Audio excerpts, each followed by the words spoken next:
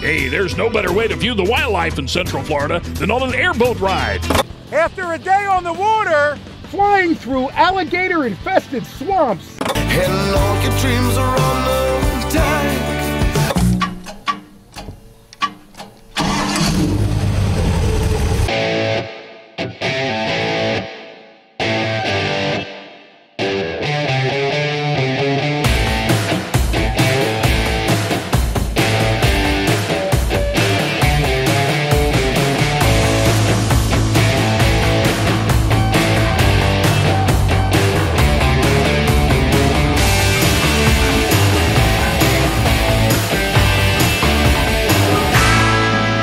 Land like no other. The Everglades is the largest remaining subtropical wilderness in the United States. Just a few miles west of Florida's glittering Gold Coast, not far from the resort cities of Miami Beach and Palm Beach and Fort Lauderdale, there lies a strange and mysterious land called the Everglades. It consists of 1.5 million acres of sawgrass marshes, mangrove forest, and hardwood hammocks dominated by wetlands. It is home to endangered, rare, and exotic wildlife. The creatures that populate this area have come accustomed to its unique landscape. Traveling these parts is no easy task. Fortunately, one modern marvel has been able to take on this land for over 100 years, and that is the airboat.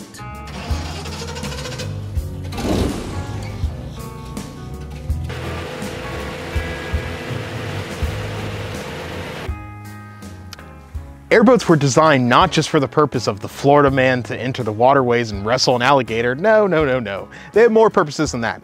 The original intention was for hunting and fishing in areas where a normal propeller-driven boat couldn't reach.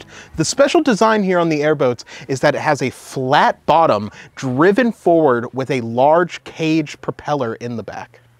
Now, the airboats in operation today are made of aluminum and fiberglass, but truly do not differ much from the original versions. Most airboats range from typically about 12 to 24 feet in length and have a high-speed fan that can get loud at crushing speeds.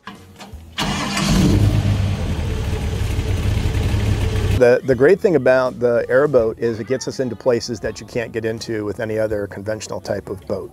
It's a flat bottom boat. It has an airplane propeller at the back of the boat. You've got a Chevy engine. That's what powers you and is pushing you across shallow mud, across vegetation, gets you into some really remote places.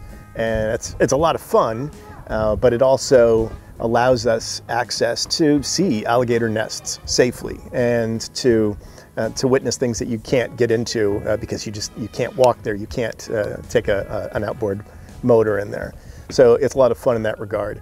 Now, there are airboats that are in use all over Florida, now all over the United States, but here where we take our airboat ride, it's really important that we are safe about how we take the airboat. So we're using trails that have been used for 20 years. We're protecting the wildlife by not cutting trails all over the place. And we're cognizant of the wildlife because we're here to see the wildlife. We're not trying to race around and do all sorts of crazy stuff. We're here to protect the wildlife.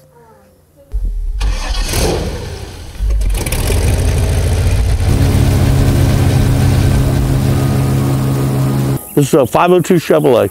502. It's 502 horsepower. Okay. There's a 2.1 belt, a 2.1 to 1 belt reduction on the back of the Chevrolet engine between that and the propeller. Aircraft propellers, aircraft engines are only designed to run about around 3,000 RPMs. If you turn that propeller at the 5,000 plus RPMs that a Chevrolet is capable of, that's at the shaft. By the time you get to the end of the wingtip, the tip speed would be well over 3,000, actually approaching the sound barrier, and what happens, they usually come apart. You can't turn it that fast. And that's why you have to, a lot of automotive engines, to perform best where you can still get You know, you don't produce the horsepower till you get up over 4,000 RPMs. So to get over 4,000 RPMs, you have to slow the prop down, which increases your torque immensely. So I'm not sure how much torque is coming out by the time you get to the end of the propeller. The first iteration of the Airboat was built in Nova Scotia, Canada. The Ugly Duckling, as they called it, was built so Bell could test different engine and propeller configurations.